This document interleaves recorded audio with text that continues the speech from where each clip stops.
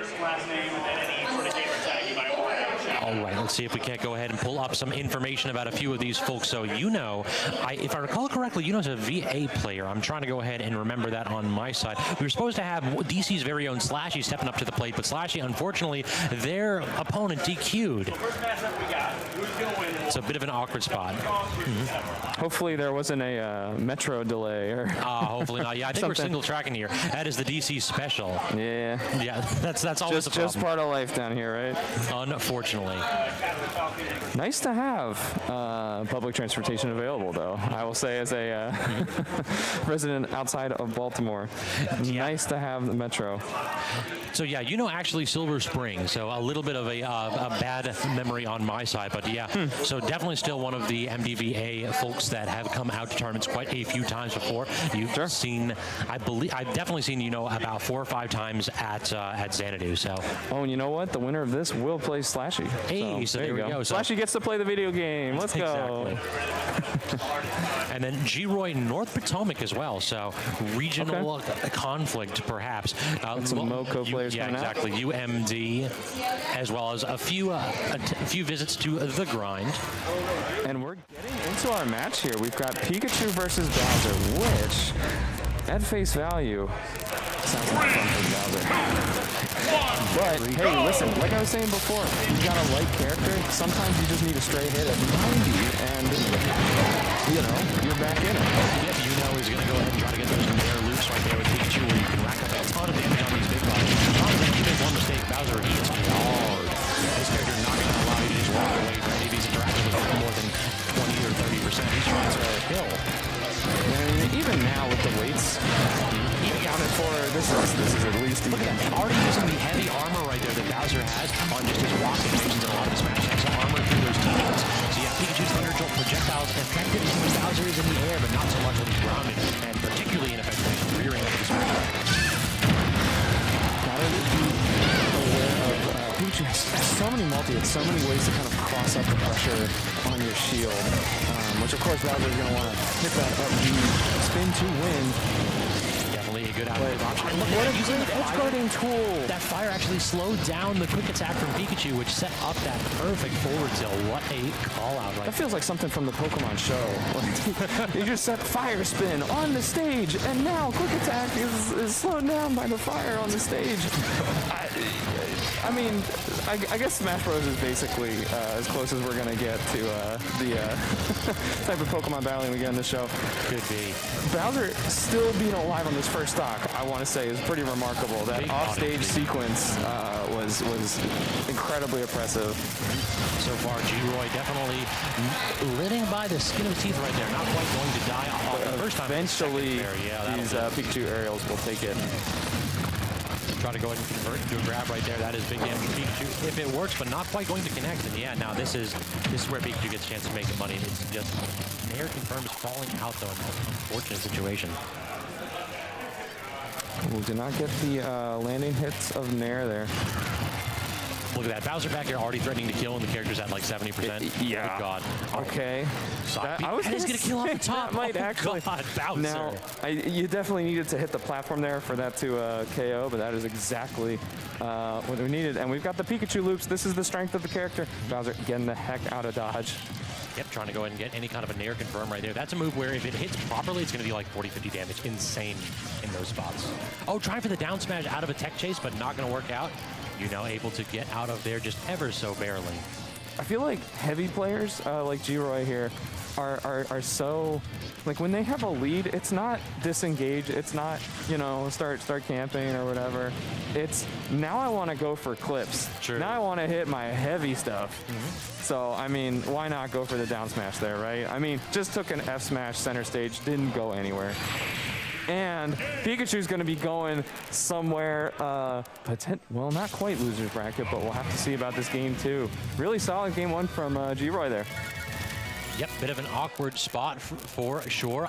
I feel like this is one on paper. Pikachu definitely dominates this matchup, but the problem is there's always a difference between theoretical matchups and practical matchups. Yeah, when Bowser only needs to hit you 3 or 4 times, when Bowser can trade with half of your moves, which are multi-hits, with his single-hit moves that deal double-digit damage, it gets a lot harder to just say, I can just go ahead and easily walk away with this because I win the matchup. This is definitely going to be quite a switch. The Pikachu to Ken here. Ken, huh? So yeah, instead we're going to FGC. That works right there. You know, and on FB, I think I kind of like that pick. I mean, this isn't the Kazuya FB situation. You know, we've seen at high level people counterpicking to that very advantageous situation. But I think Ken, pretty good space for just working those FGC fundies. Good aggressive use of the up B right there. Again, tech chase situations and getting Bowser stuck in the corner and applying tons of safe pressure. That's a benefit here in Ken, is that you can just tap Bowser's shield all day, all night. Dare that character to go ahead and be aggressive in any way. I'm not sure if I'm still live. I'm not hearing anything in my headset. Just putting that up there.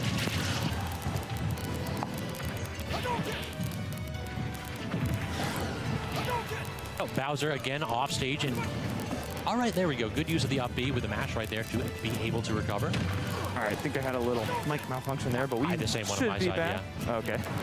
We're here, guys. We're here, chat. Don't worry. All right, side we got a lot of Smash still to go. True. Side B claiming that first stock, though, and this is going to be the problem here is now Bowser again with Rage. We've already seen what G-Roy can do in these spots. So you know he's going to go ahead and claim the stock very quickly here. You cannot allow this man, this Rage monster, to go ahead and try to go ahead. And that'll do it. Yes, sir. That's the Ken classic. I love the up tilt to challenge the jump out of shield. And some auto turnaround stuff going on there. Okay, we are clanking. A couple times for sure. Love that they have the Street Fighter sound effect, at least on the parry. True, yeah, that definitely was a good addition right there. All right, just trying to go ahead and get back from the corner here is yuNO. Does get hit with that last little hitbox of the up tilt. But again, the aggressive Hawkins here. I'm taking these aerials approaching Bowser from above. The only problem is that if G-Roy would react to that, can't react to that Shoryu though. Good damage right there and good stock from yuNO. And that's really the thing that Ken offers here, is being able to have these reliable bread and butter combos started just like that, but will actually be able to kill a super heavy like Bowser at a pretty high percent, and you're going to be able to kill Bowser basically at any percent with that sequence. Incredible spike from yuNO. And that felt like a damned if you do, damned if you don't situation, because if G-Roy had DI'd in, if G-Roy had DI'd in, he would have gotten hit with a forward smash from Ken, which when you do the input to that is so strong.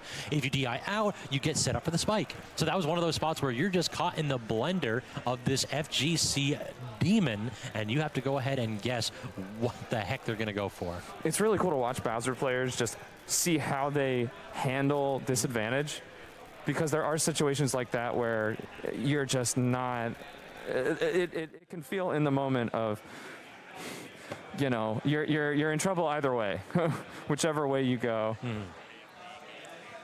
And we're going into game 3 here. Game 3, a decisive one right here as the character counterpick on yuNO's side, forcing this to the rubber match. And we'll have to see if we have the adaptation to the adaptation here, or if G-Roy unable to go ahead and have one more card up his sleeve to take down this Ken. Now, Callus is an interesting pick here. We do add some platforms to the mix. I think it helps Bowser with landing some of these side Bs. If you land some of the side Bs on that platform facing out, that is hard to live at most percents. Agreed, yeah, definitely one of those where you have basically Final D setup, which Bowser does tend to like, but those platforms can assist him from coming back from the edge, plus, as you mentioned, combo with those side Bs to get some early stocks. Speaking of the devil, look at that, 77% on a big stage and dang near dead. 20% more there, and I think that's a stock. Already swinging wild right there with that neutral. Just trying to get one of those hits to connect into something like a back. Trying to catch a roll in there, I think.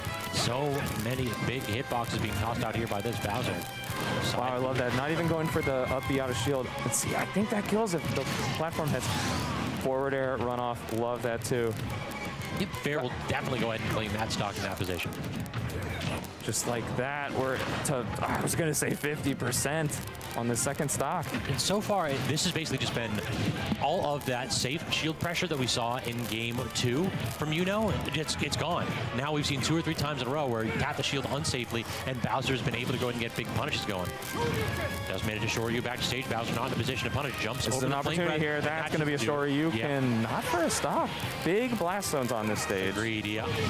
Another Shoryu, and this point, I feel like tech the Shoryu and just didn't get all the hits. Unfortunate way to take stock, but yuNO will take those for sure. For sure. Stuck in the corner right here, though, is he? As we're trying to fight away from Bowser, who's got center stage control. A little bit of a trade right there, but anytime where Bowser has this kind of a percentage lead, those trades are so favorable for the big body characters. Yeah, I was gonna say, Bowser kind of wins any trade that he gets, and there's the side B on the platform we've been talking about. A character like Bowser, so frustrating to fight against with a deficit, you know, to make a comeback against. Yeah, agreed. On that side B in particular, it basically is the character with the least percent, has the most influence of where that's going to go. So when Bowser's going to lead, that move basically goes wherever he tells it to. Spacing a lot of these forwarders in neutral, which, like, okay, I didn't think he was coming back from that. Call an ambulance, but not for me. Definitely an awkward spot right there. G-Roy in a position to go ahead and claim the game. He went off stage fully committed, but that match was perfect, and that back air, the positioning, beautiful.